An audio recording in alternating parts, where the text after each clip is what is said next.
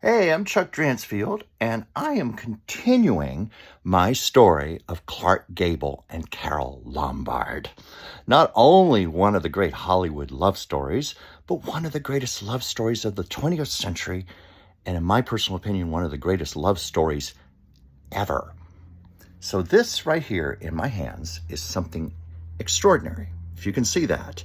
It is a rare example of having the signatures of Clark and Carol together on the same piece of paper. Now, the story was that they were dining at the Brown Derby restaurant with gossip columnist Luella Parsons and her husband. And the woman, Catalina, if you can see the name at the top, she was their waitress. And of course, couldn't resist asking for an autograph. I don't blame her one bit. So Carol wrote the initial salutation at the top, signed her name, and then passed it over to Clark, who then passed it over to Luella Parsons and her husband. It's interesting. If you look at the G in Clark Gable's name, he signed his name differently. When he would sign a legal document, such as a contract or a check, he always signed with an uppercase G.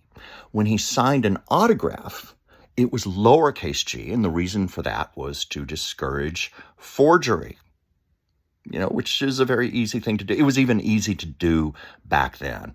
Today, it's an unbelievable nightmare what goes on, with all of the electronic theft and so forth and identity theft. I don't know. But anyway, that was the reason why he varied the G in his signatures.